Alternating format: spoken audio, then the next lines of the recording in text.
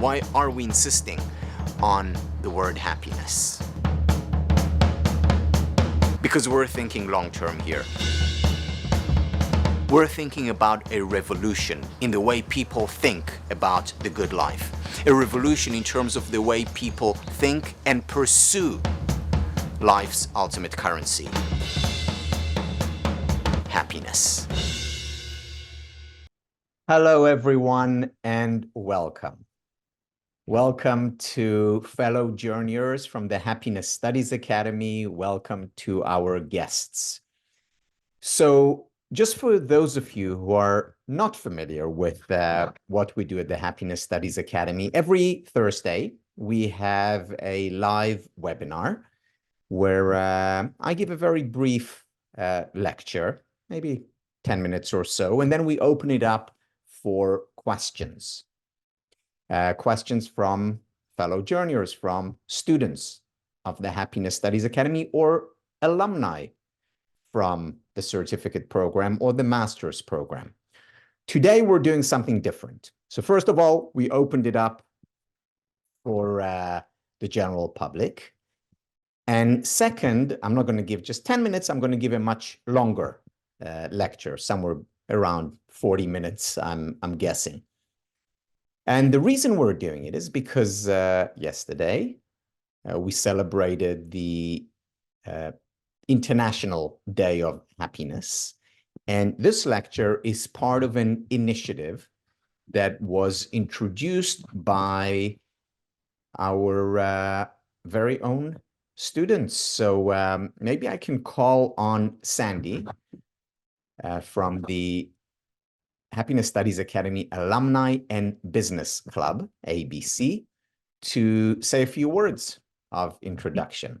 Sandy. Thank you so much, Tal. And I'm so happy and so proud to have every one of you here and to let you know about this initiative that was born from an idea from a fellow journeyer, Malena Barquin, who's here. And I'm going to allow her to talk a little bit about it. But Malena has been doing this for several years. She started in her hometown of Mérida, Yucatan, and she brought this to the table. Why don't we do something to spread happiness in a specific frame time around International Day of Happiness? So it was a very good idea. And in 1 month, we had a very good response from the community. We have a very participative community throughout the whole world. We had we're having, as we speak, this is one of them, we're having 61 different activities throughout 24 countries in many languages. And it's so exciting to see, students that it's the first time that they are, doing something to share the knowledge that they're gathering, they're getting at HSA, and also people coming together, joining forces and collaborating, people launching books, people launching podcasts, doing workshops, organizing meditations. So it's so very, very emotional for me to see how the community embraces and embodies what you teach us.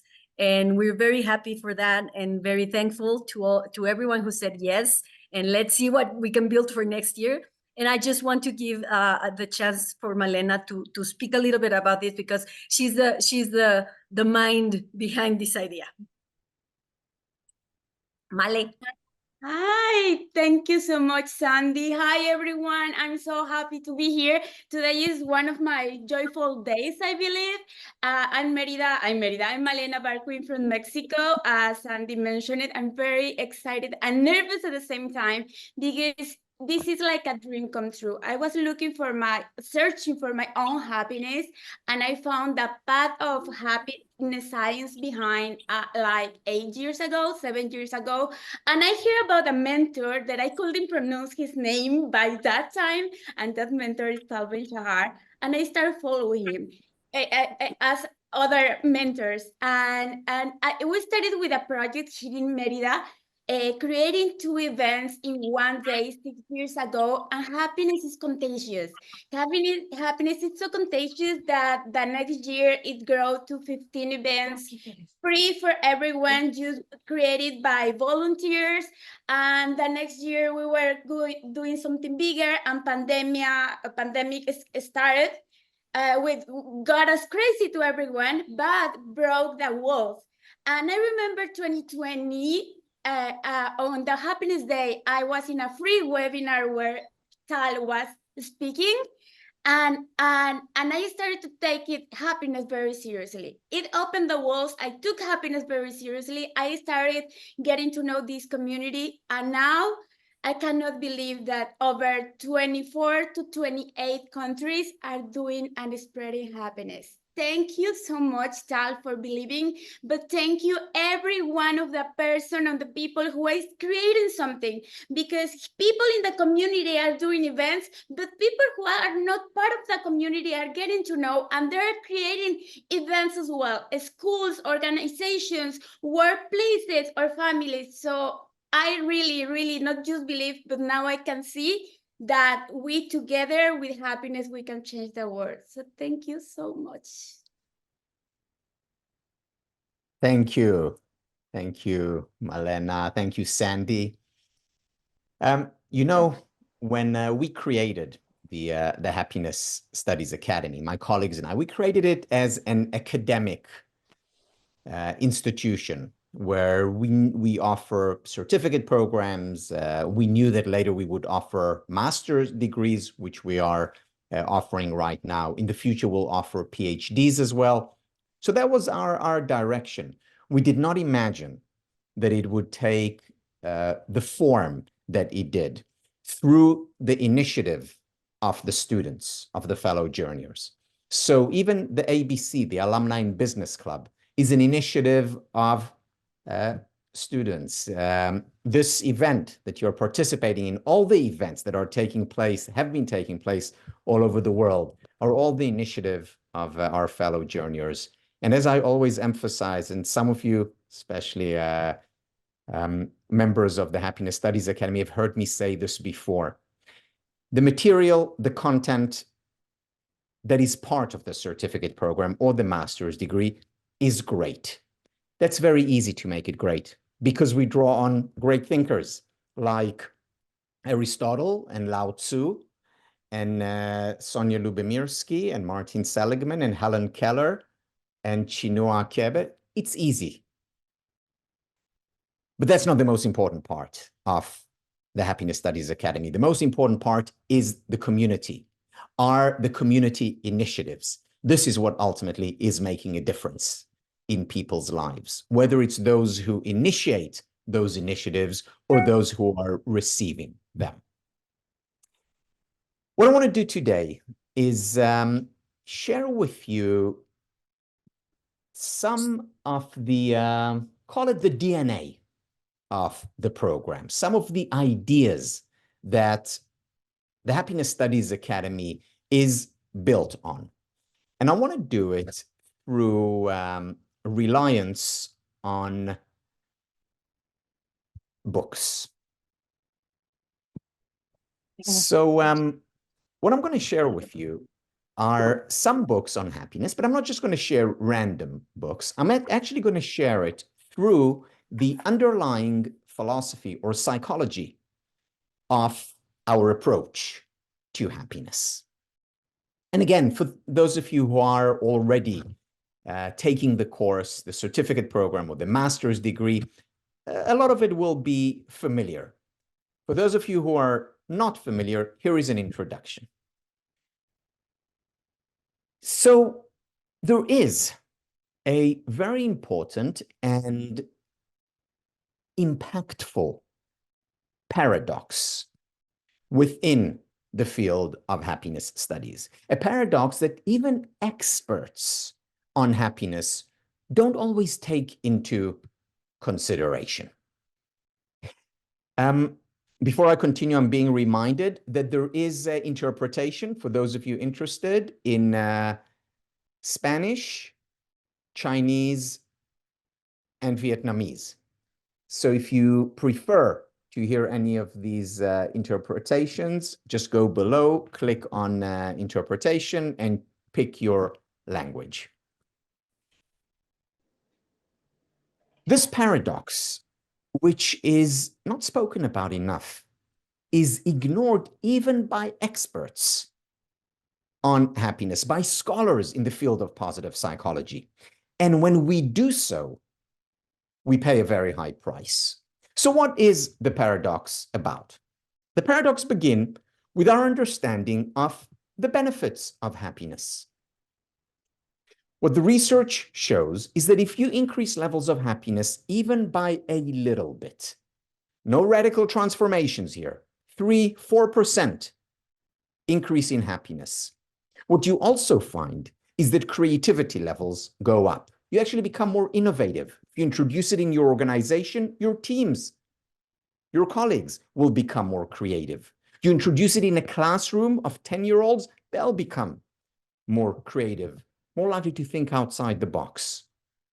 In addition, if you increase levels of well-being, again, by a little bit, productivity, engagement, motivation goes up significantly. When levels of happiness go up, you become healthier. There's actually research showing that you live longer, even with a small increase in your levels of well-being. So physical health is impacted. Relationships of all kinds are affected by an increase in happiness levels. Whether it's relationships at work, whether it's relationships in the organization, so teamwork. So in schools, romantic relationship, friendships, you name it, they all improve with happiness. And the list goes on. There are so many benefits beyond the benefit of simply feeling better, being happier, which is a benefit in and of itself. In fact, Aristotle talked about happiness being the highest end, the end towards which all other ends lead. What I've come to call life's ultimate currency. So very few people would disagree with the benefits of happiness. And that's wonderful and that's great. And we have a lot of research around that. However, there's also research by the psychologist Iris Moss, M-A-U-S, Iris Moss, which shows the downside of valuing or pursuing happiness. Meaning that if you wake up in the morning and you say to yourself, I want to be happy. Happiness is important to me. I really value happiness. It's a choice, and this is the choice that I'm making today, to be happier. You do that, you will actually become less happy. So we have a problem because on the one hand, we know the value of happiness. You didn't need the research, I suspect, to know that happiness was important for you. And yet, if you wake up in the morning and say, happiness is important for me, I'm going to pursue it, I'm going to make a choice to be happier, you will actually become less happy. Houston, we have a problem. What do we do about this paradox? Do we kid ourselves, maybe? Say something to the effect of, I don't really want to be happier, you know, wink, wink. And then pursue happiness. Do we lie to ourselves? Of course not. Self-deception is not the path to happiness. So what do we do about this paradox? Do we give up on happiness? Absolutely not. What we do is we pursue happiness indirectly. Let me explain this. So the easiest way to understand, the easiest way for me to understand it has been through an analogy. Think about going outside on a lovely sunny day. You walk outside and you look at the sun. What happens? Your eyes will burn, you'll tear up. It will actually harm you. It will hurt you. So looking at the sun directly hurts. But what if you do this? What if you take out a prism? You take out this prism, and then you let the sunlight shine through that prism. And then you look at the sunlight as it comes out of the prism, the colors of the rainbow. Those you can look at, enjoy, savor, benefit from. So looking at the sun directly hurts. Looking at the sun indirectly helps, contributes, is pleasurable, is enjoyable, makes you happy. It's the same with happiness. Pursuing happiness directly, saying to yourself, I want to be happy. Happiness is important for me. I value it. I'm pursuing it. I'm deciding to be happy. Actually hurts us. It's like looking at the sun directly. But pursuing happiness indirectly through the metaphorical colors of the rainbow, that actually can contribute to our happiness. John Stuart Mill, back in the middle of the 19th century, wrote, "Those only are happy who have their minds fixed on some object other than their own happiness." He wrote this long before there was research on it. Today we know how right he was. But as I mentioned earlier, unfortunately, most people, even experts in the field of happiness, do not take this paradox into consideration and continue to decide that they'll be happy, to pursue happiness directly. And not only do they not benefit from this pursuit, they're actually hurting themselves. So we understand that we need to pursue happiness indirectly. The question remains, what are those metaphorical colors of the rainbow?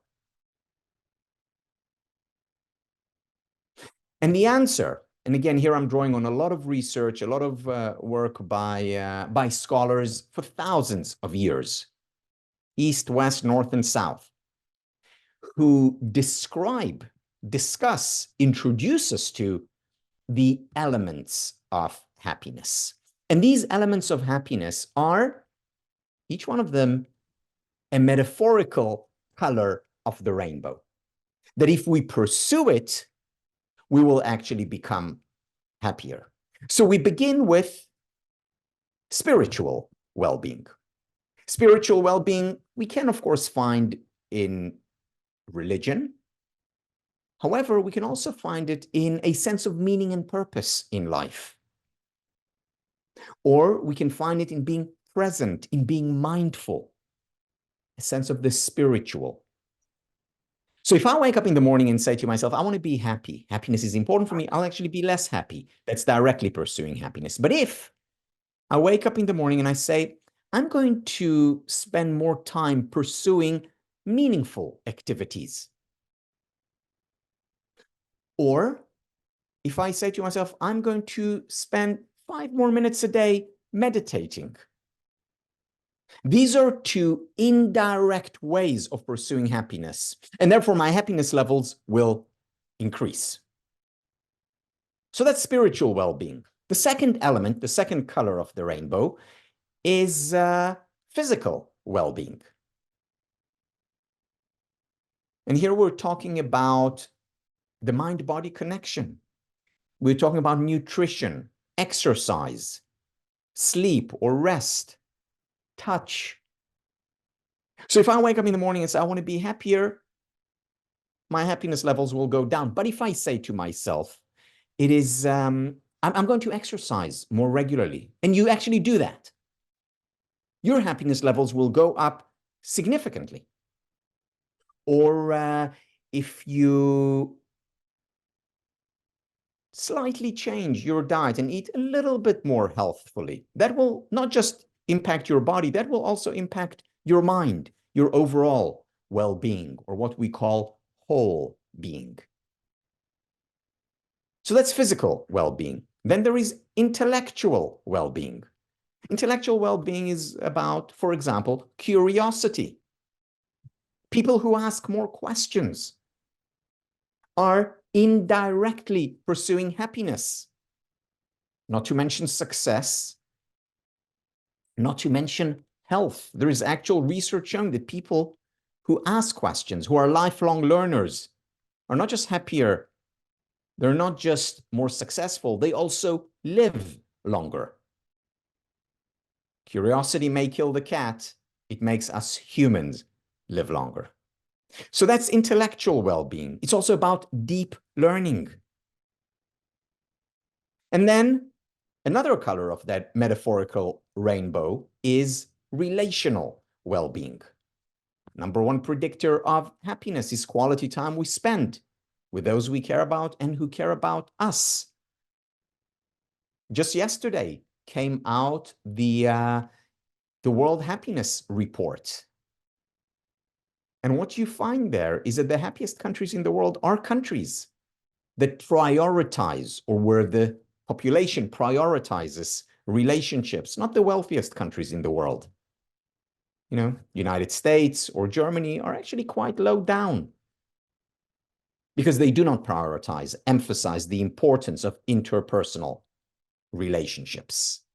So if I say to myself, I want to be happier, happiness is important, that will hurt my happiness. But if I say and do that I'm going to spend more time with my loved ones, not time when I'm on the phone or doing work, but quality time with my loved ones, that will significantly increase my overall happiness levels, my whole being. And finally, emotional well-being. That is about accepting, embracing painful emotions as natural, and about cultivating pleasurable emotions like gratitude or joy or love or excitement. So these are the elements of happiness. Together, they spell the acronym SPIRE. SPIRE is the highest point of a building. It also is the root of the word inspire or aspire. And it is a model for us to pursue, to indirectly pursue happiness.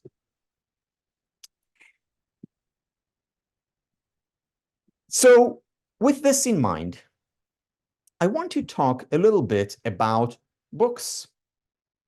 Specifically, books as a way of indirectly pursuing happiness.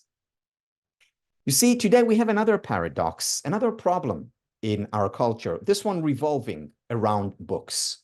Because if you think about it, what a luxury it is to have access to all these amazing books. Right now, in fact, you can go online and download Aristotle's Nicomachean Ethics, which I see as the founding document of the field of happiness studies, or the complete work of Helen Keller, who I see as the mother of the field of happiness studies.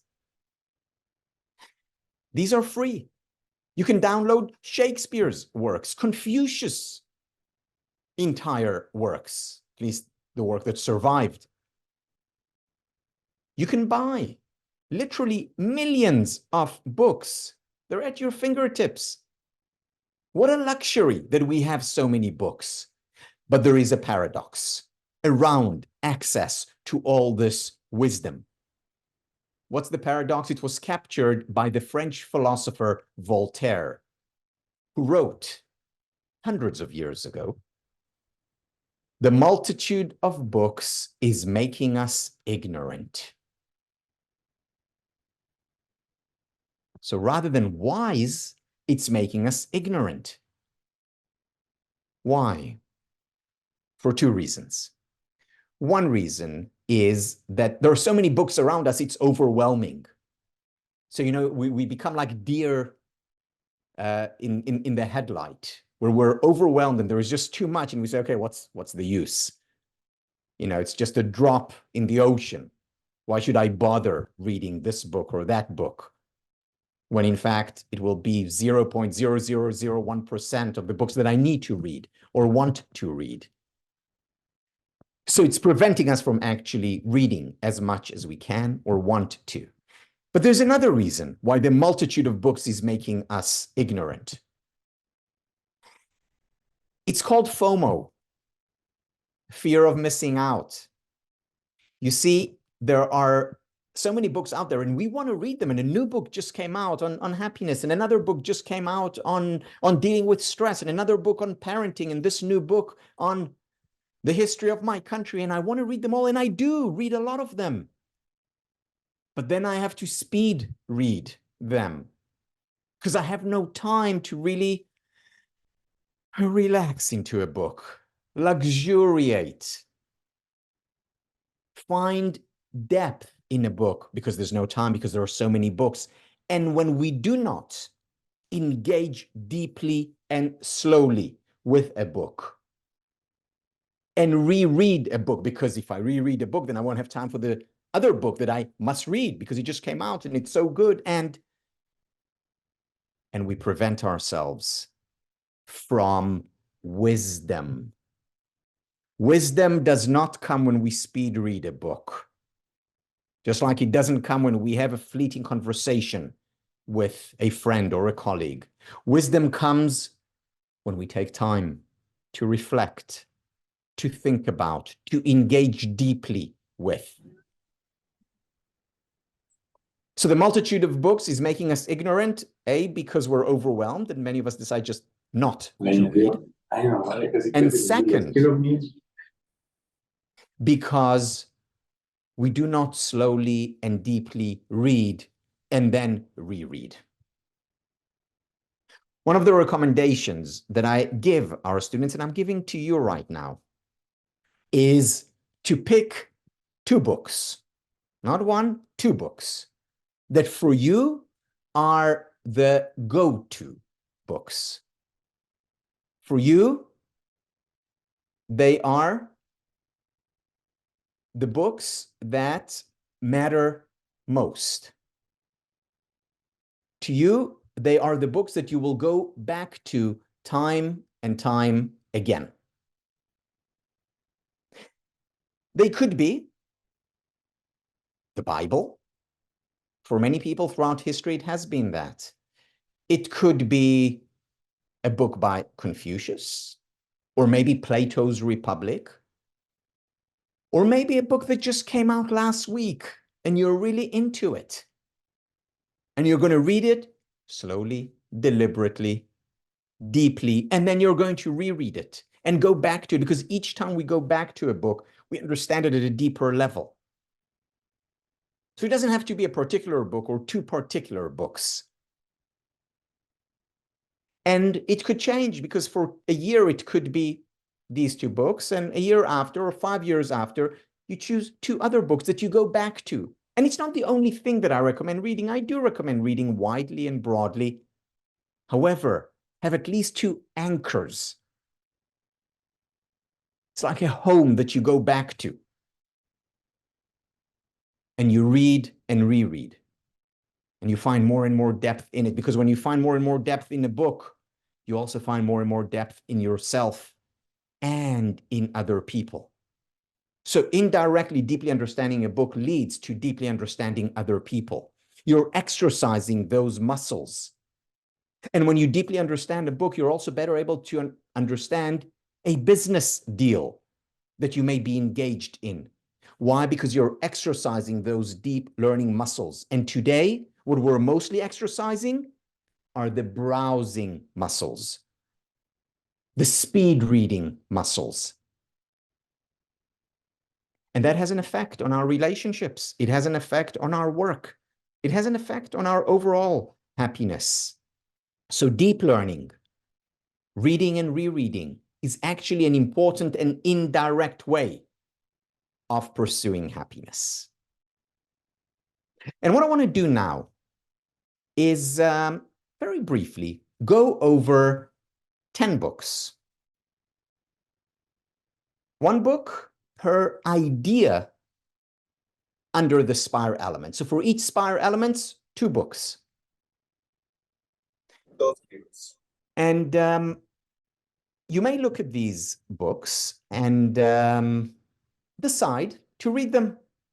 Or maybe you'll read one of them, and maybe one or two of them will become two books that you pick, at least for 1 year or maybe for 3 years.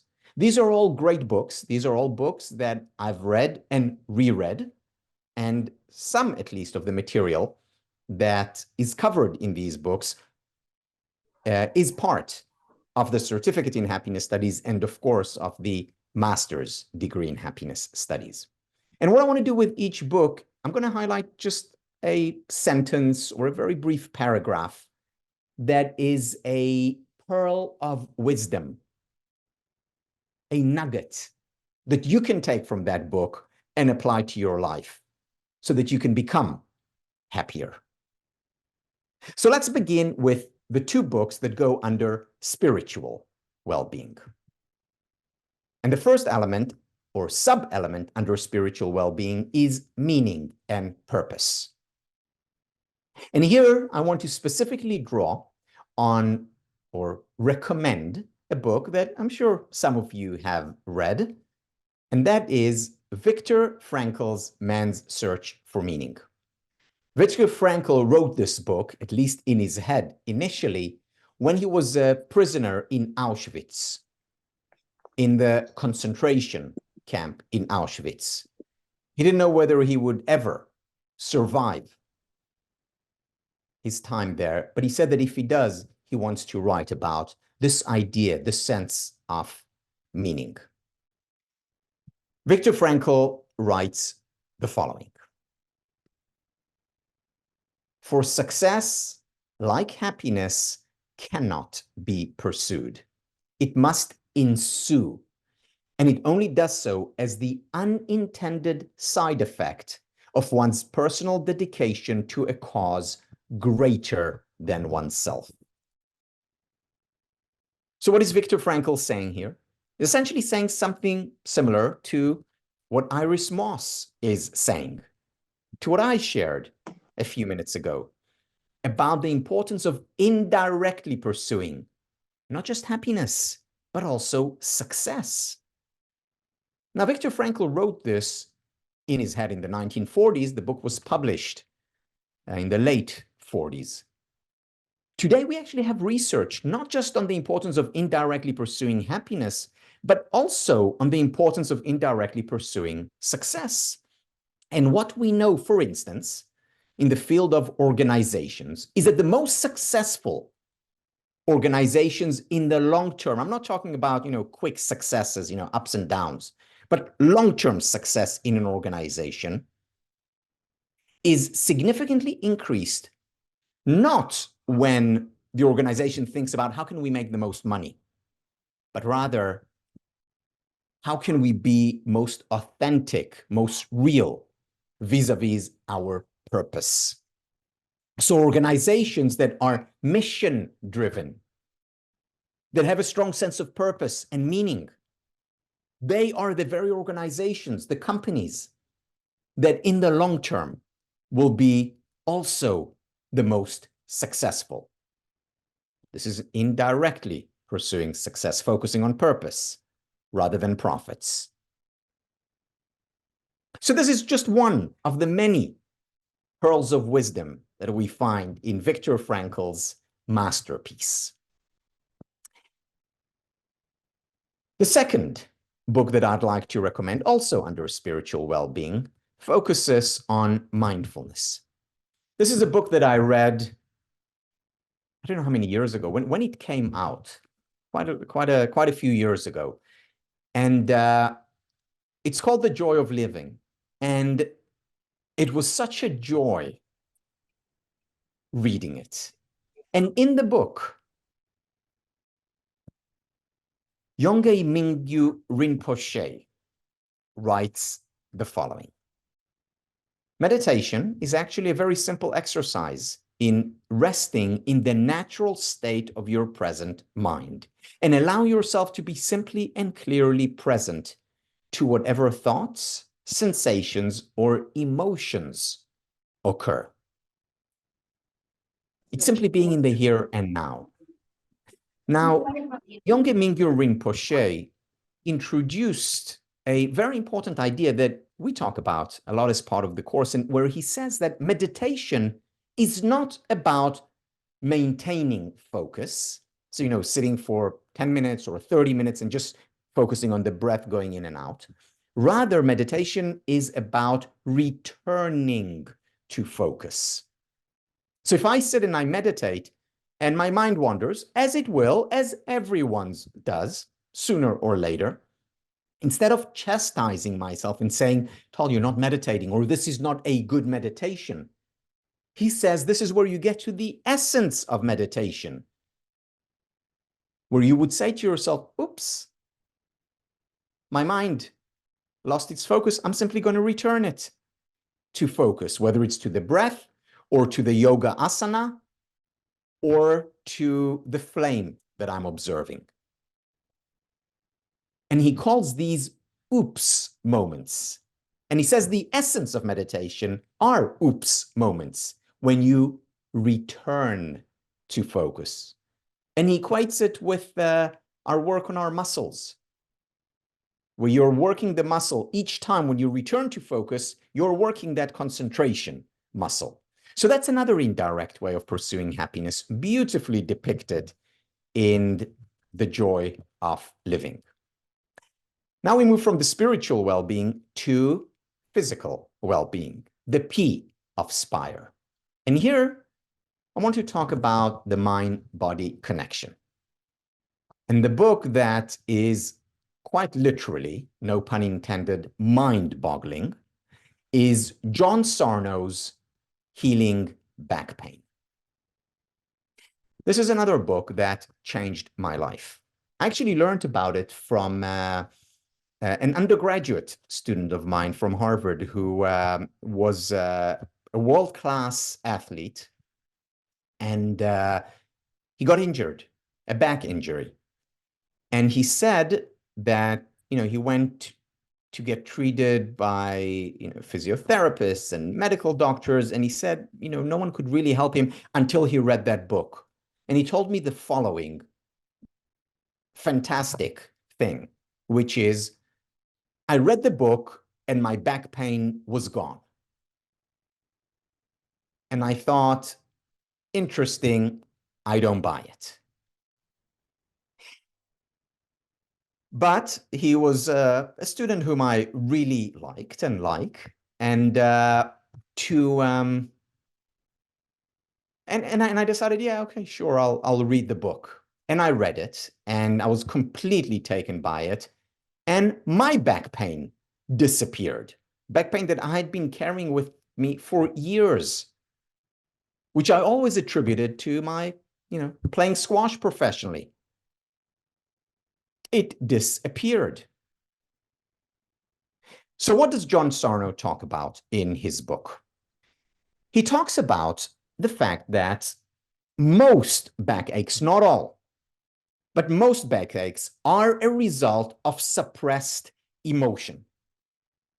So when we suppress an emotion, it has to come out somehow.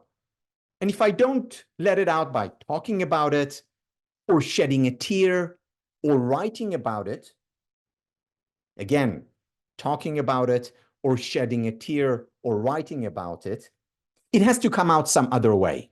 And then it comes out usually through the weakest link. And the weakest link in our body for many people is the lower back. That's why lower back pain is so pervasive. And again, sometimes you can express all the emotions in the world and you'll still have backache.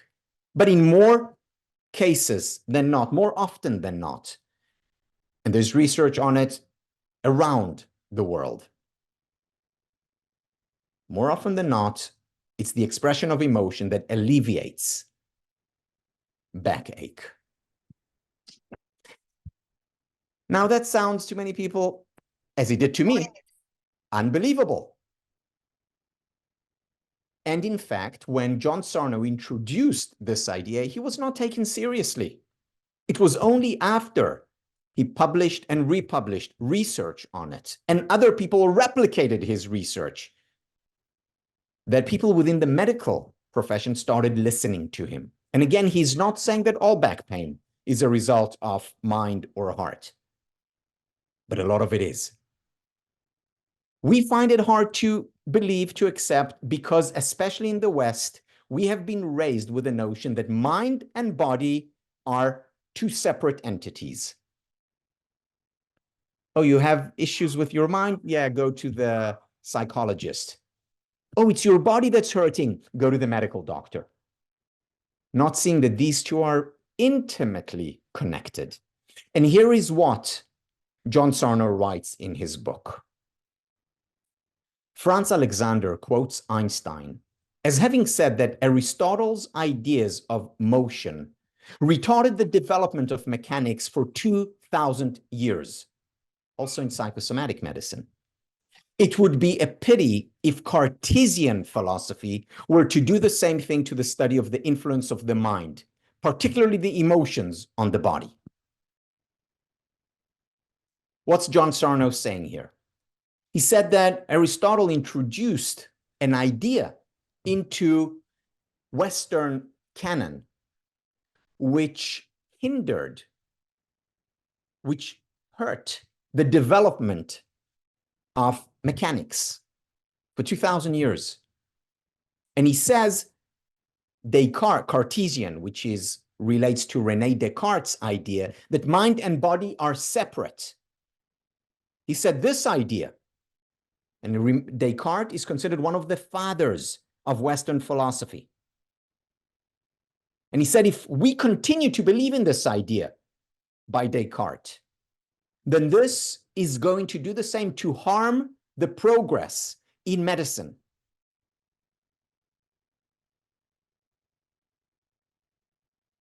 And many people are going to be hurt by it unnecessarily. So connecting the mind-body together, it's not just a philosophical question. It's a deeply psychological and physical question that affects mind and body. Not easy to understand, especially for us raised under the umbrella of René Descartes or Plato, who's another thinker that divided mind, body, and emotions. We need to bring them together. This book does it beautifully, relying on rigorous research.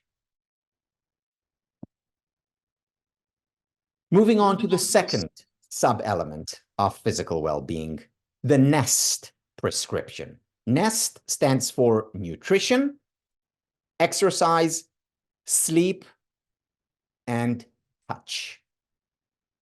And the book that I want to recommend here is a book by Dan Buettner from National Geographic, whom our students, our fellow journeyers know very well, the Blue Zones. The Blue Zones are those areas in the world where people live the longest. More centenarians, more people living above 100 than any other place in the world. Dan Buettner identified so far 5 such places: Okinawa, Japan; Sardinia; an island in Greece; a mountain region in Costa Rica; and Linda Loma, which is about an hour or 2 from Los Angeles. These 5 areas don't have any genetic advantage over other areas. That was tested. But people actually live the longest when they stay there, not when those children move out of these locations. So it's not genetic.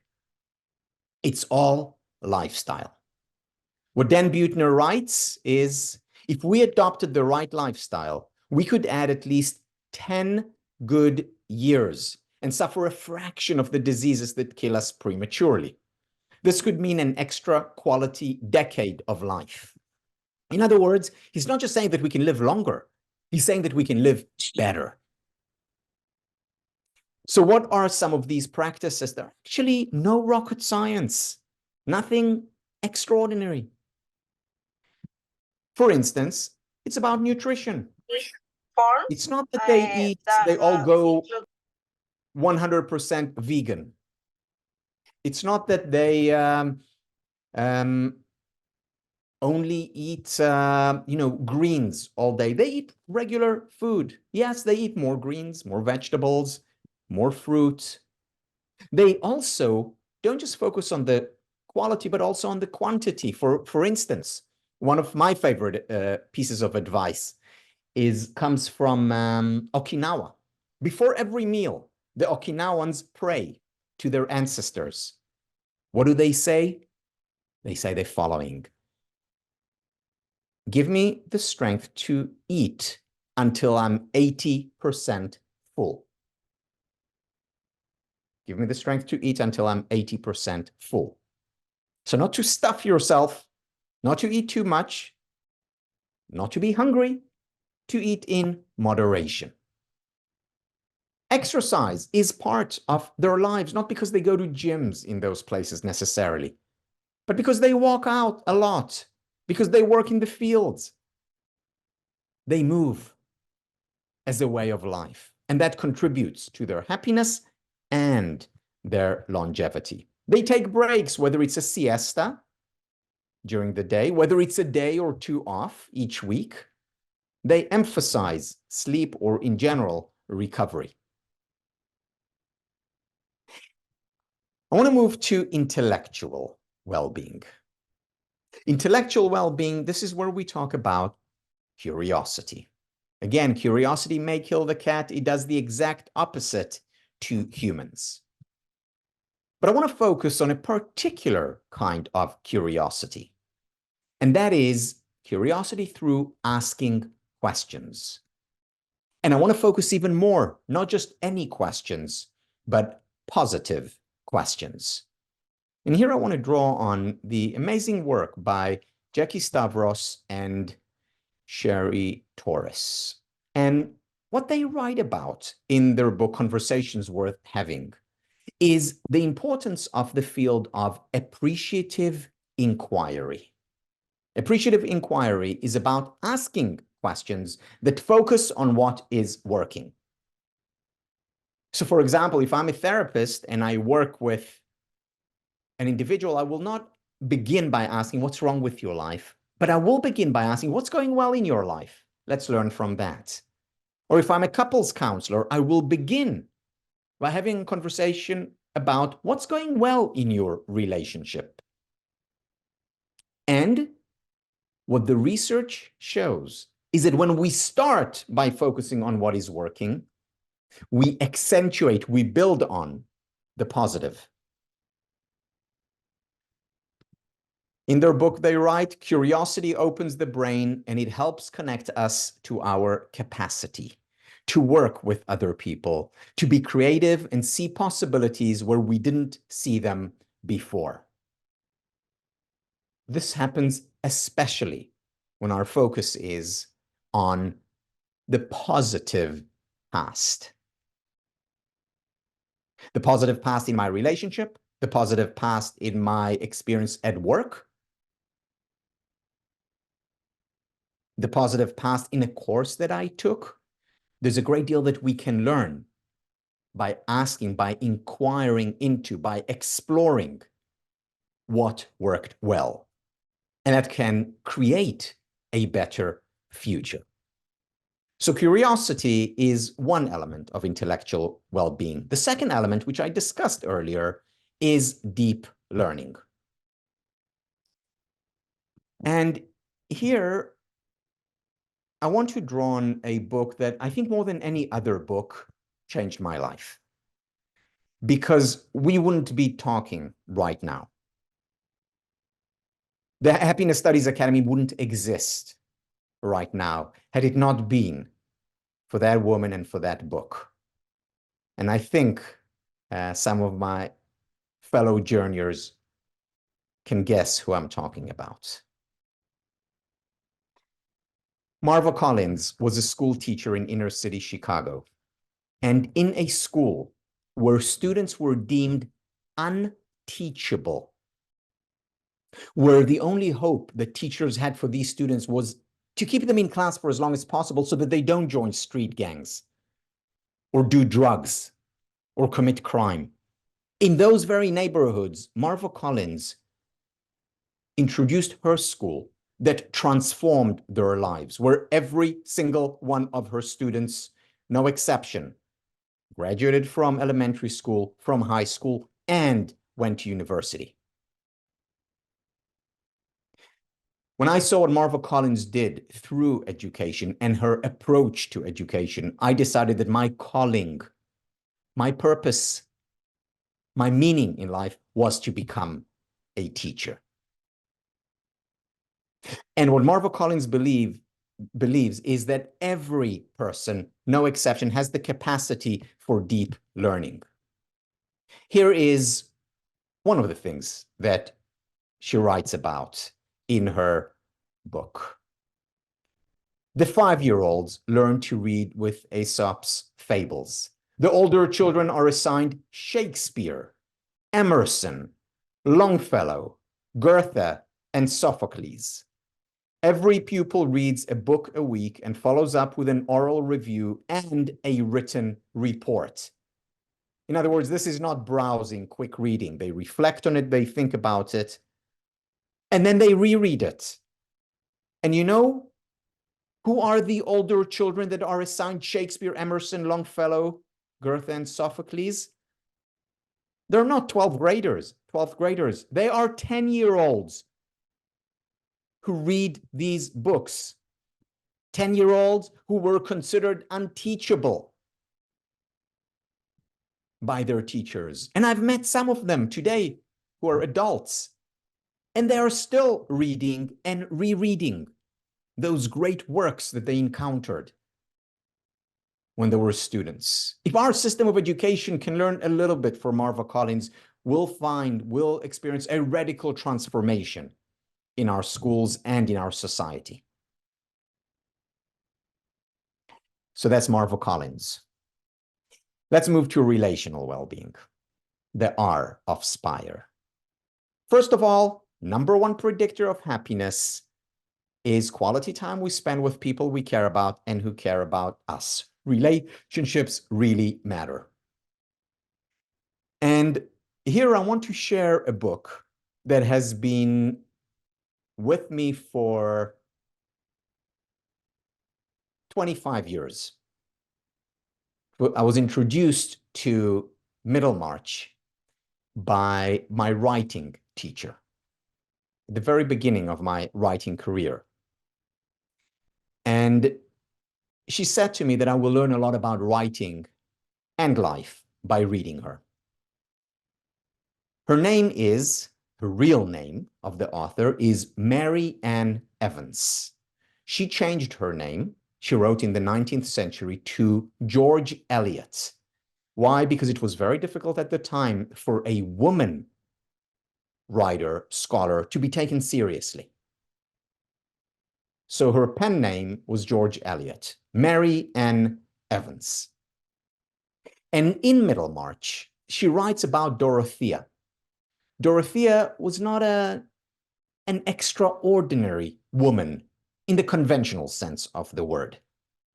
She lived a quiet life, a life that focused on her nears and dears, on her relationships, family, friends, and through that, she changed the world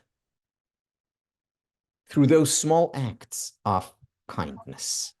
I want to read to you the final paragraph from the book Middlemarch about Dorothea, the protagonist of the book.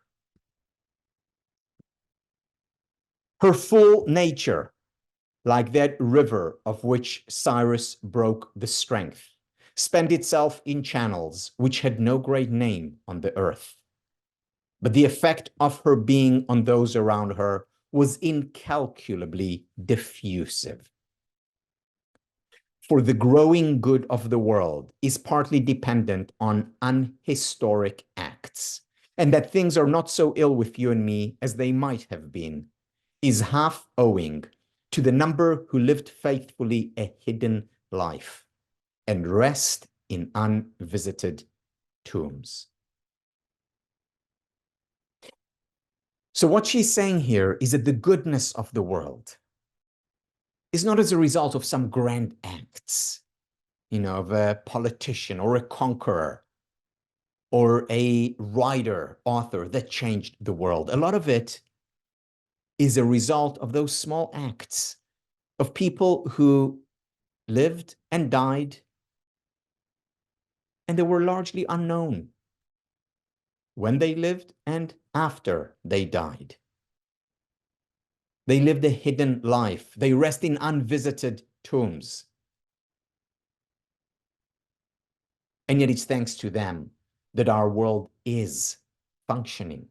Our world is the way it is, or at least the goodness in it is thanks to them. And what this emphasizes, what Marianne Evans focuses on, is how we need day in and day out to simply think about what good can I do in the world, in my relationships? How can I contribute in a small way to the goodness in our world? And it's through these actions that we contribute most. Under relational well-being,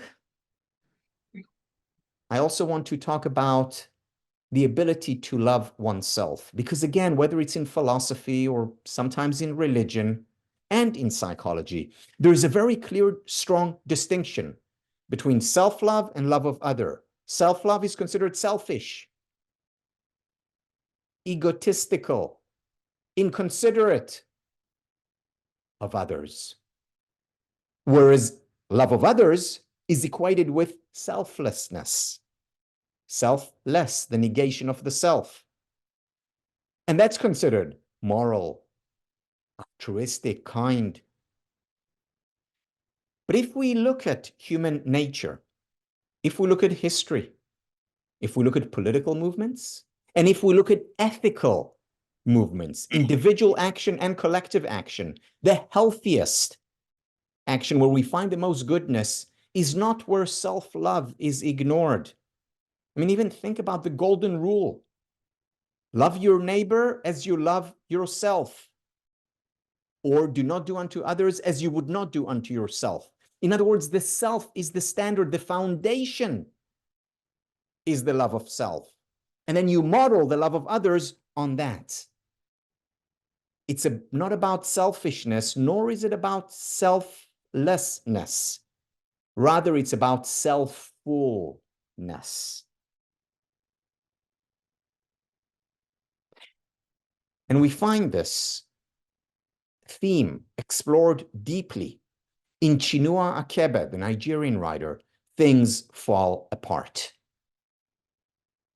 Here is what he writes about the protagonist, Okonkwo. Perhaps down in his heart, Okonkwo was not a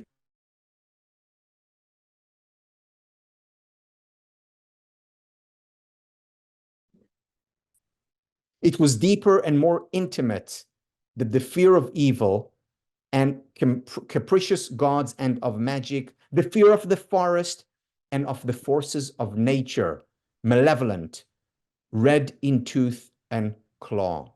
Okonkwo's fear was greater than these. It was not external, but lay deeply within himself. What Chinua Achebe describes here and in the book is the relationship that Okonkwo had with himself. And as a result of this relationship, of fear, of dislike, of low esteem, this relationship also affected his relationships with the external world, whether family or tribe. And in order to heal the world, we need to begin with healing the self. And I can't think of any book that captures this process of healing better than Things Fall Apart.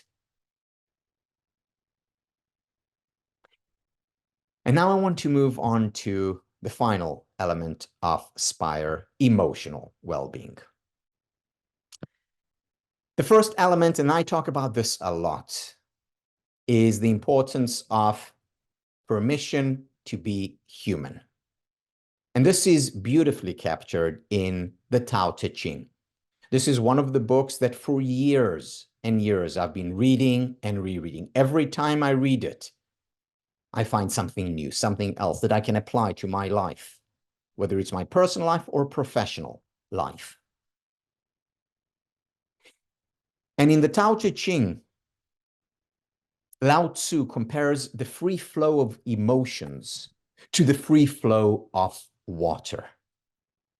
Water does not resist, it simply flows.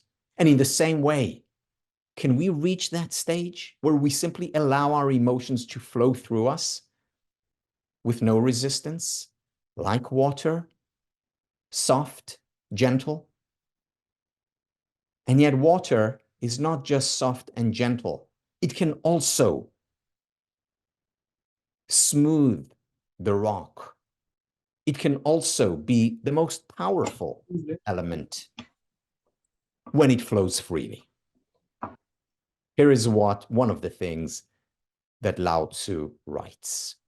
There is nothing in the world more soft and weak than water. And yet for attacking things that are firm and strong, there is nothing that can take precedence of it. For there is nothing so effectual for which it can be changed. Everyone in the world knows that the soft overcomes the hard and the weak, the strong. The paradox of water, so weak, so soft, and yet so hard and strong. And it's when we allow the emotions to flow through us. It seems when we shed a tear that we're weak. But in fact, that is when we're at our strongest. That is when we can conquer, overcome mountains, stones,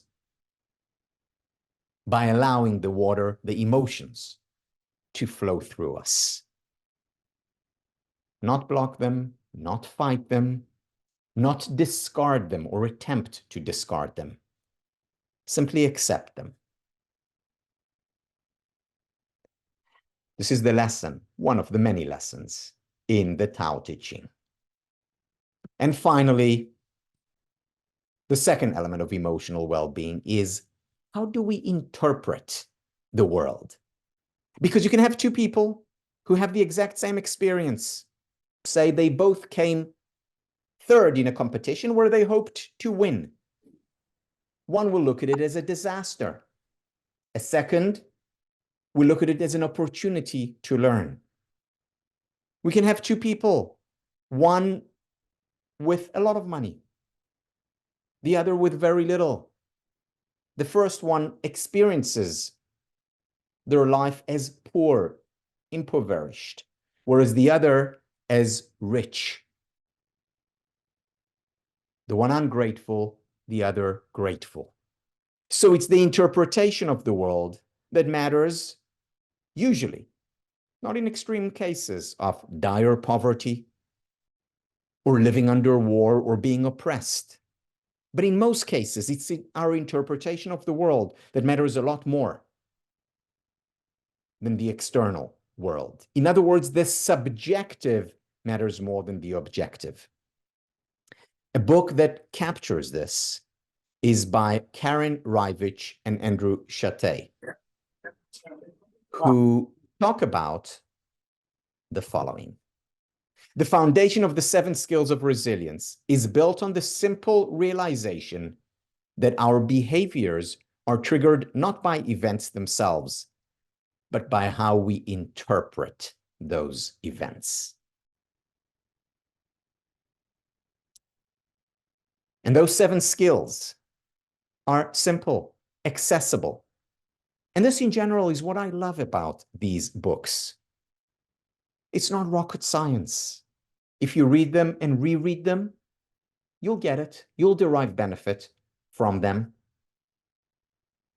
Especially if you then take time, like Marva Collins recommends, to reflect to think about, to write about, and then to apply. So this is it. The 5 elements of happiness. 10 books that I recommend. Are they the best books out there? Not necessarily. There are books that changed my life. And I hope that I teased you just a little bit to read those books or find others and deeply engage with them on your path to a happier, healthier life, to your path of indirectly pursuing happiness.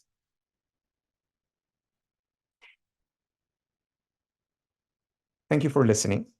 And as we do each week in our webinars, I'm going to open it up for you now, for those of you who would like to stay, for questions. And they can be questions about anything that I spoke about, or questions relating to happiness or life in general. And the way we're going to do it is, if you have a question, you just go to reactions below, and you click on the yellow hand. And when the hand is up, I will call on you. Just please be brief with your question or sharing, so that we can hear from a few of you. Let's start with Amber. Hi, Tal. Hey. I usually keep my camera off, as you probably know, but I met everyone at the HSA at the Wahazu last week, and we missed you. I spoke to a few of the people, including Robert Biswas, and he said hi to you. And I just want to thank you for bringing this community to me. It was so emotional seeing everybody in person after following them online for 2.5 years and just hearing the voices, Itai, Venki, Rosario, all these wonderful people. So I just want to pass my deep, deep gratitude to you. And I've also spoken to a politician today about seeing how we can maybe carry something forward on this. And I'll email you on that once the elections are done and they're back in and know what they're doing.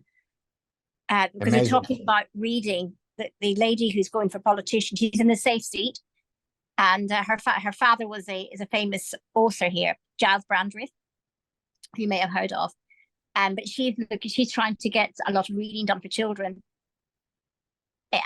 And so when you talked about this today, I thought, well, maybe I'll introduce you to each other, and we can talk about the deep reading on children to see if maybe do that.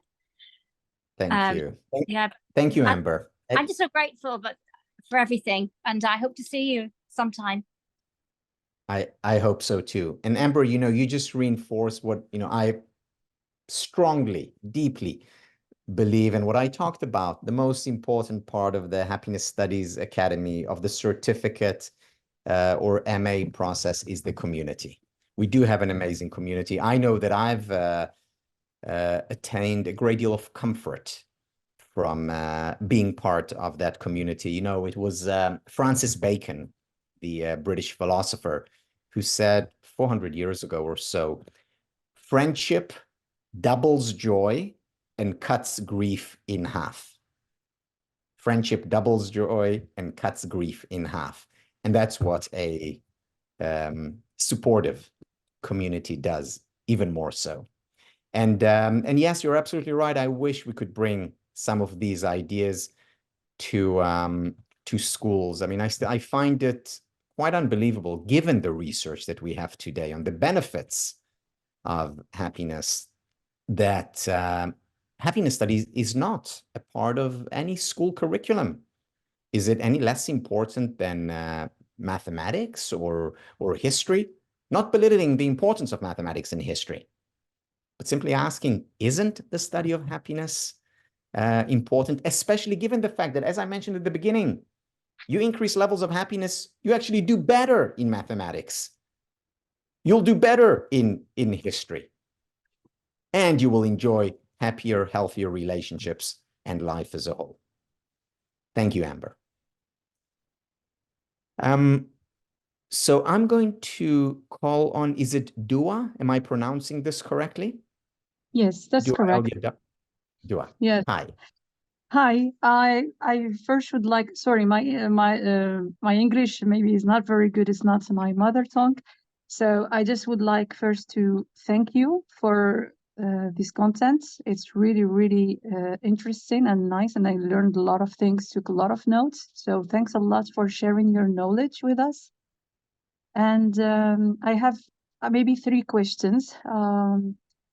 So I would like to know or to have your advice on how someone could find his purpose in life, because I believe that having a purposeful life is also what gives us happiness.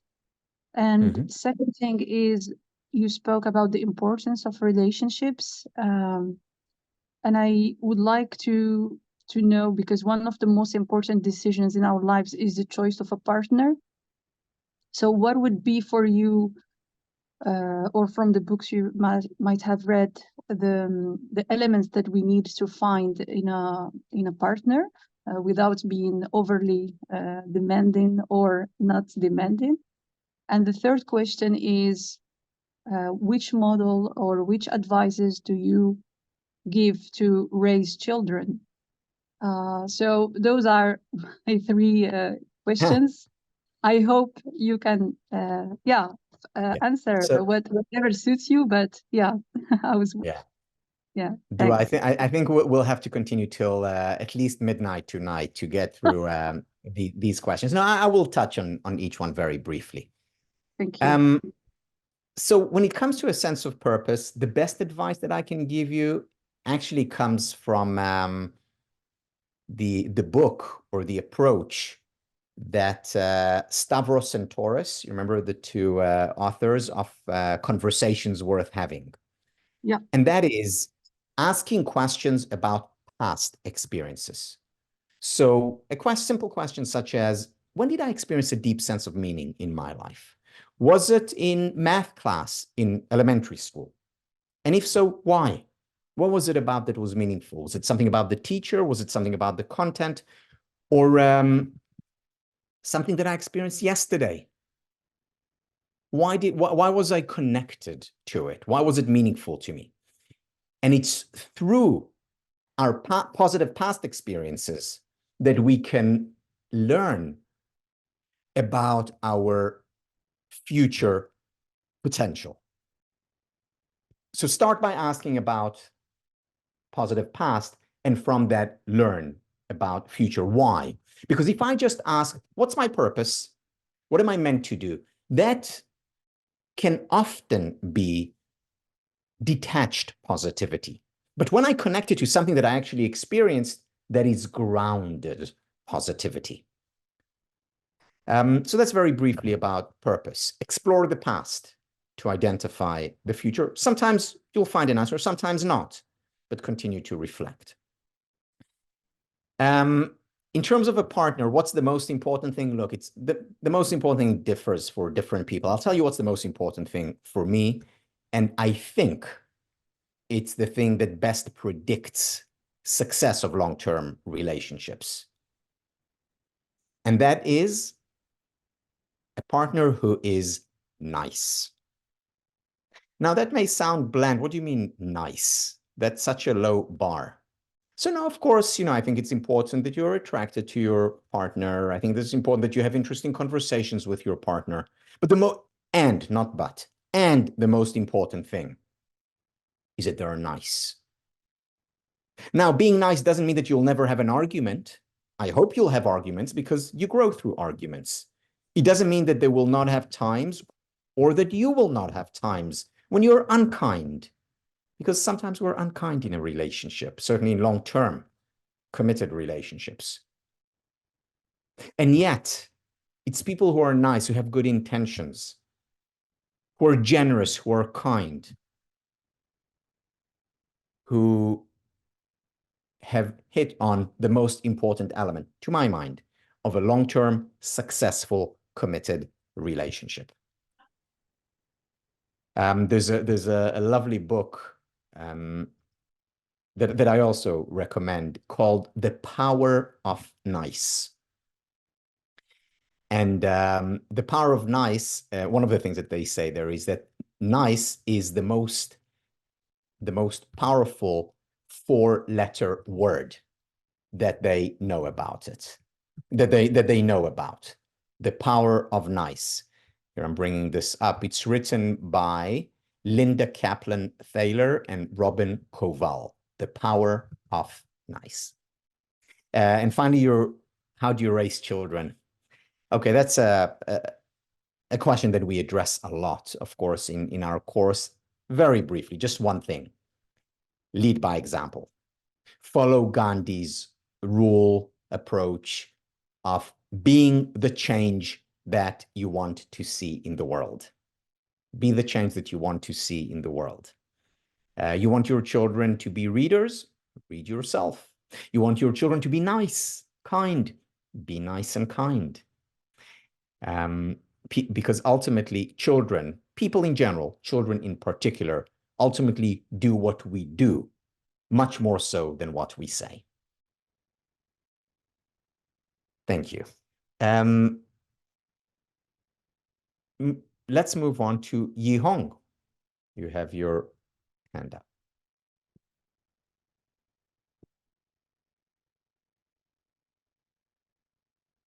Yeah, hi, Tal. Yeah, nice to see you again. We first met in Shanghai last September. I'm so happy to see you here again. Today, I just want to share what happened to me in the past years. Yeah, I start from taking your certificate course. I'm changing, and until now, I'm sitting at my daughter's apartment in Washington, D.C. I'm not working because I am taking a sabbatical leaving for one school year. I'm a teacher in Chicago Public School. Yeah. So this is so far, I think the most correct and the best decision that I've ever made in my whole life. Self-care. And it turned out to be when I take care of myself, my relationship with my family, especially my husband, oh my gosh, it turned out to be better than I expected. And our like the relationship between my husband and me, we feel like now my feeling is that I go back to the times that when we first met. Yeah. However, my marriage is already past how many years? 7 years. Yeah. So, but now I get the freshness again for the love, for the relationship, just because my self-care decision that I made. We traveled a lot to the Middle East, to Italy for a couple of months. So far, I think I am happier, of course, than before. And I've become a better person, a better mom, a better daughter, a better wife. So I just want to say thank you. I appreciate it. And the books that you recommended, this is what I need. Yeah, I think what type of book should I find to read to focus like deep reading, deep learning? Yeah, sometimes you're lost. We have a small group for the 道德经, the Lao Tzu, the book. Yeah, I'm so into it. So when I travel in Italy, I use a lot from that book, and that make my travel, my vacation is just perfect. Yeah, and compared to what I had before. So I just want to say how much I appreciate your course, your knowledge, your wise, everything you provide for not only our HSA student, but everywhere in the world. I can sense that yesterday is the International Happiness Day. Yeah, I'm thinking about you, our group, and I said, my goodness, today is the best time to say thank you. Yeah. I very much thank appreciate. You so much. Thank you very much. And you know what's what I find amazing as I look at the research and apply it, as I mentioned earlier, it's not complicated.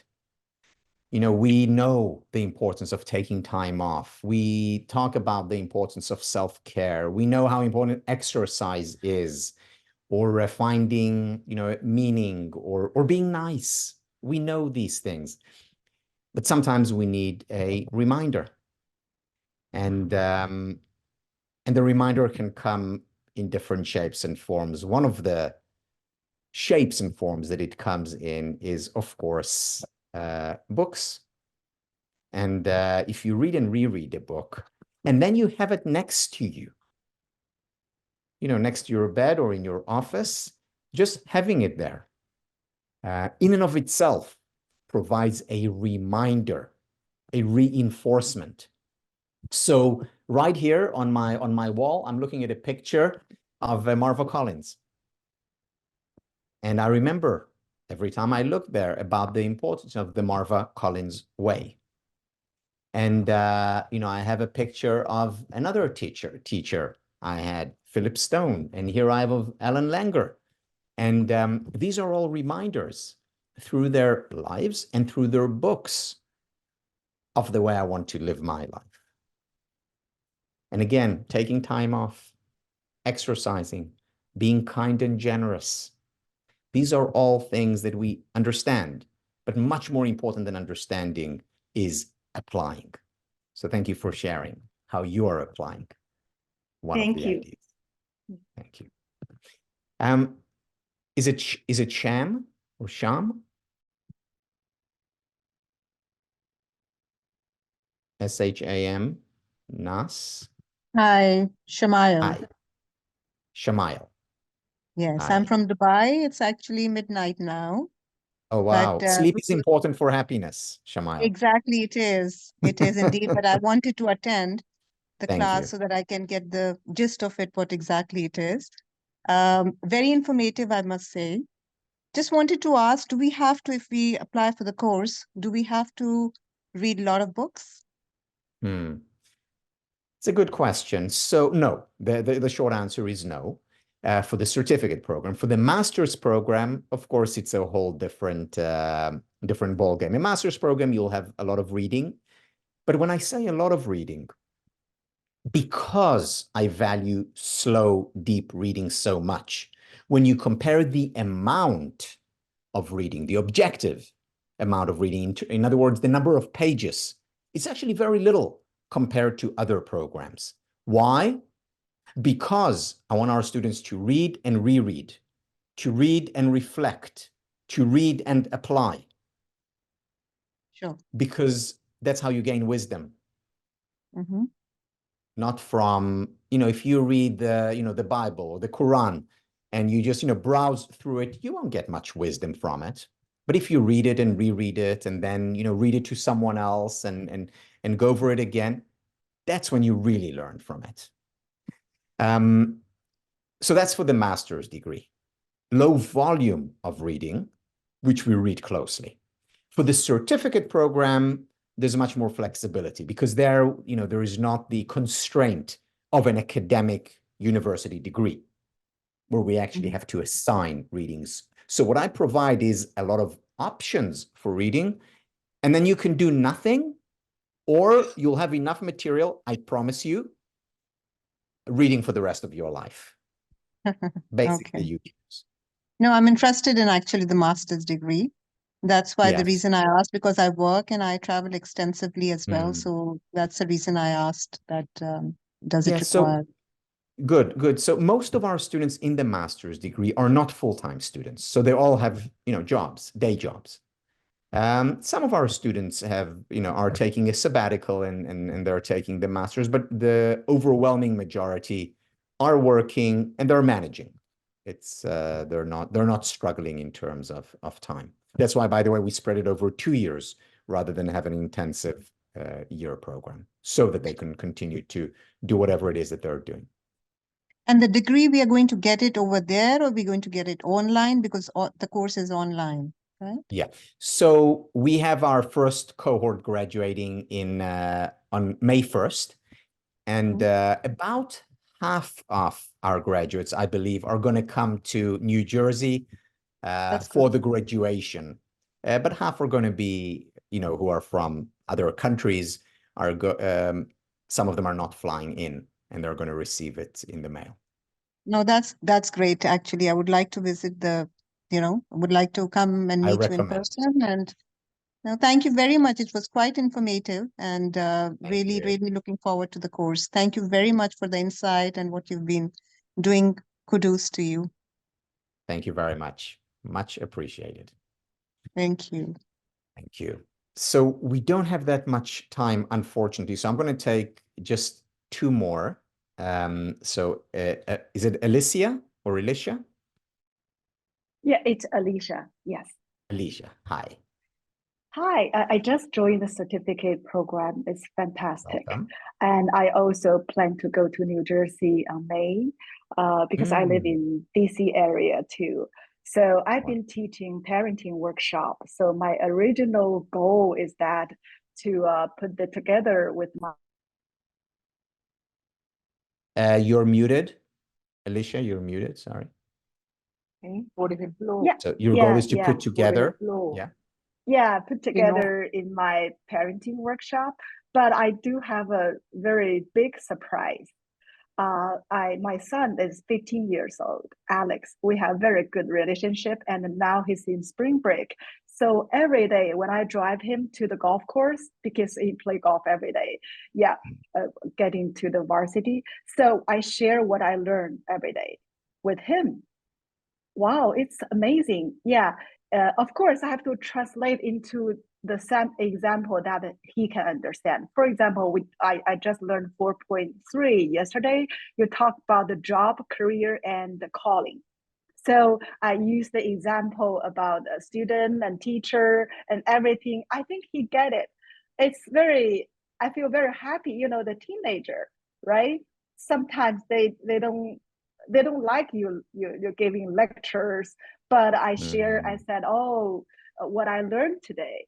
So, and also system thinking, I used the example about her exam, and also the goal, the pursuit of the goal is the goal. I also use the example that he can understand and the struggle he may have in life. So I think it's amazing. It will be good if someday you can write some book for teens. Thank you for bringing that up, Alicia. And I have a counter offer. How about you write a book for teens? Wow, but English is not my first language. My first language is Chinese. I'm sure we can find, even within our community, we'll find very good translators. But seriously, Alicia.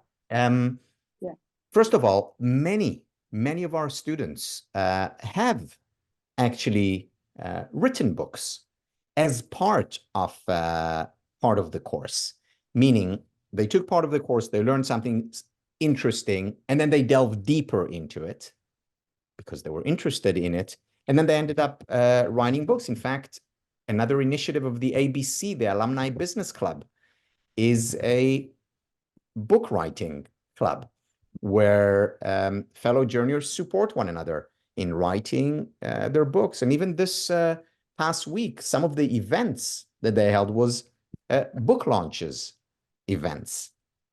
So I do recommend it. Going back to your point, I think it is so important to apply these ideas to children. The brain of a child is a lot more plastic, a lot more flexible than the brain of an adult. Now, that doesn't mean that we cannot change, and we can change literally until the day we die. And the research very clearly shows that and you will learn this in the second part of the certificate program. You'll just learn about neuroplasticity and neurogenesis and about how our brain continues to change always. But as children, we have a window of opportunity where we can have such an impact on their lives, whether as parents or teachers or coaches. And schools today, and parents mostly, are not making full use of it. So yes, it is a very important point of focus in the field of happiness studies. And as you'll see throughout the course, we talk a lot about applying these ideas to children, just as we do talk about applying it in an organization, in a school, in a company, in a community. Thank you. Thank you. Thank you so much. Thank you. Yeah, I'm looking forward to seeing you in New Jersey. Me too, very much so. Okay, thank you. Thank you. For those of you who are not from the community, we meet twice a year live in a retreat place. This coming May will be in New Jersey. Before that, it was in Cartagena, Colombia. Before that, it was Lake Como, Italy. Before that, it was in Mexico. Before that, it was in the US. And as I mentioned earlier, the community is the most important thing. And we don't want to lose out on face-to-face interactions because the whole program is online. So we have these retreats, and those who can make it, make it. Those who can't will make it to the next one. Or if they don't want to, they don't have to come. It's not part of the course. But these retreats are very special experiences. So we are out of time, but I did promise one more. So I'm going to call on Norma, and I'm really sorry I'm not getting to everyone. We are way over time. And what we do, if as part of the Happiness Studies Academy community is we spend an hour and a half just going back and forth, sharing, responding, and talking about children and talking about the workplace and talking about personal and professional things, something that happened in the world yesterday or a text that was written 3,000 years ago. We do it all. So, Norma, please share. Okay. Well, it's an honor to me to be here. Thank you. And I have a question in relation to the suggestion you have with the book Conversations We're Having. When you're talking to someone young, I wish I had been introduced to all this information when I was younger. I read Plato, Aristotle, all of that, but I also got introduced to Hermann Hesse and all those poets that took me to different emotional states.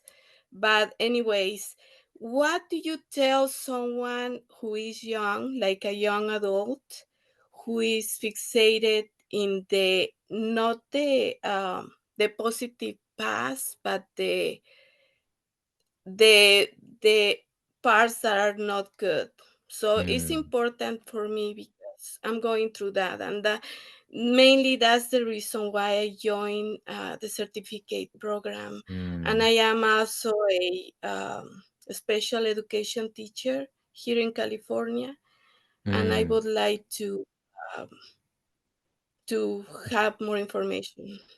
Good, thank you. So first of all, you will find a lot of material answering your question in much more depth than what I'm going to say now. Let me begin with actually the end of your question. So you said you're a special education teacher. Yes.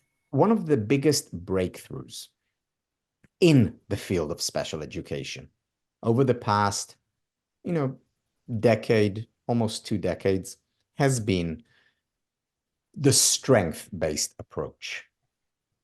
That rather than asking, what is that individual special needs, or what are the problems or the challenges they're having, is beginning, going back to special conversations, beginning with what are they doing well? Where are their strengths? And, Howard Gardner, who was one of my teachers when I was an undergraduate, he wrote the book on multiple intelligence. And he says the following. He says, we need to stop asking, whether or not a student is smart. We need to start asking, what is the student smart at? Again, not ask, is the student smart, but rather ask, what is the student smart at? In other words, where are their strengths? Their strengths. And when you focus on those strengths, what that does, it actually elevates them. And it elevates them as a whole person. In other words, also their weaknesses. And this is a recommendation that I would give not just to special education. This would be an approach that is very important to take with education in general. Whether we're educating our child or we're teachers in school, or for that matter, if we're educating as managers our employees. What is the student? What is the employee smart at? What is she? What is he good at? Build on that, and that will elevate their whole being. So that's one thing. Second, teaching others is not easy. And, in order to have an impact on someone, they have to be willing to learn, wanting to learn. So that's the first thing. It's the readiness. What can you do to maximize the likelihood that you will have an effect? Let me share with you just two things. The first thing is stories. Stories have more of an impact than statistics, because statistics you forget. Stories you usually remember. So whether it's personal stories or fiction or history, but telling a story with a message can go a long way in influencing people. So rather than lecturing to someone, it may be more effective to share a story with them. So that's the first one, share stories. Second, lead by example. As I mentioned earlier, you want your child or a child to be a reader? Let them see you read. You want them to be kind? Be kind yourself. You want them to be good listeners? Model that and listen to them. Which leads me to a third point, which I wasn't intending on making, but I will. Listen. You know that the number one predictor of extraordinary leadership, and when I talk about leadership, I'm talking broadly speaking, not just leader in an organization, in a business, but that too. But I'm also talking about leadership in a classroom, or a leader at home as a parent, or in your community. Number one characteristic of extraordinary leaders is not their ability to deliver great speeches. It's not how brilliant they are. It's not how well they can think strategically. Number one predictor of extraordinary leadership is the ability to listen. You know, we often, actually, this was a discussion that we had earlier today as part of the master's program, where we talk about how do we create the right conditions in place as a coach, because one of the courses that they take is on coaching. How do we create the right conditions as a coach for the other person to grow? It's not always, in fact, it usually is not about giving the best advice. It's usually about creating a healthy environment, a psychologically safe environment where the coachee, the person we're helping, can open up, can speak, can figure out herself or himself their next steps, because then they take ownership, because then they internalize what they said. something that they came up with, wasn't imposed from the outside, it came from the inside, and then it's most likely to have an impact. So to think, how can I create that environment through listening? By creating safety. And in that environment of listening and safety, growth can emerge. It's like creating the fertile soil in which a seed can germinate and ultimately flourish. Okay, so unfortunately we are going. Thank you very much. Thank you. And I look forward to many more conversations around this in our weekly meetings, as I do with the rest of you. Thank you for joining us today. I wish you a happy day of happiness. And again, thank you, Malena and Sandy and Dana and all those who made this wonderful venture and initiative a reality. And take care of yourselves and others. And I hope you continue to pursue happiness indirectly. Thank you, Tal.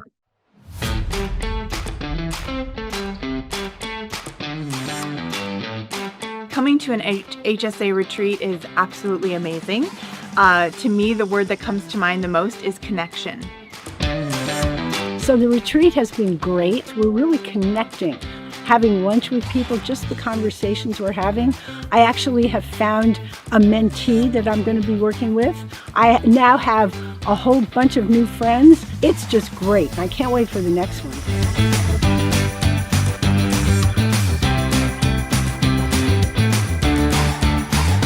For me, it was life-changing, knowing very authentic and generous people from all over the world just open up my imagination to so many possibilities. Makes me just want to improve in so many areas I didn't even know about.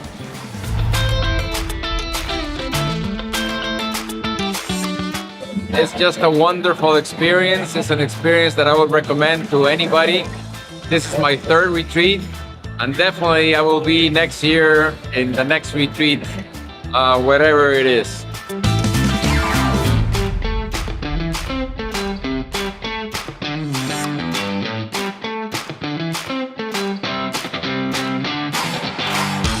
And people of HSA are really a huge family. I recommend everyone to come and to have this experience. It's a unique experience, you have to do it.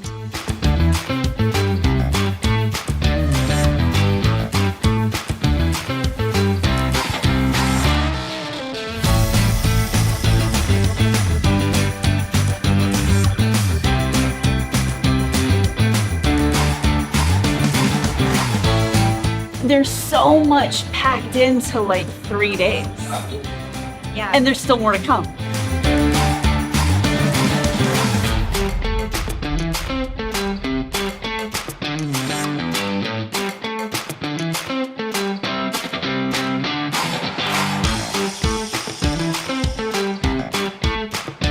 The community is just unbelievably good. You get in here and you know you've got fantastic support in every which way possible.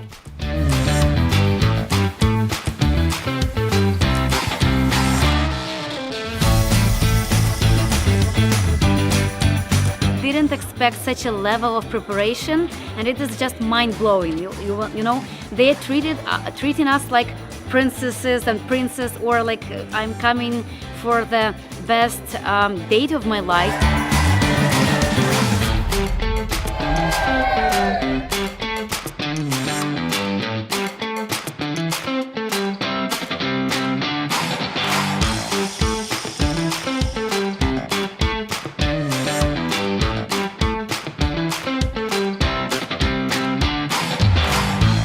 People hug each other, they smile to each other, they support each other, which is amazing because this is not something you can learn.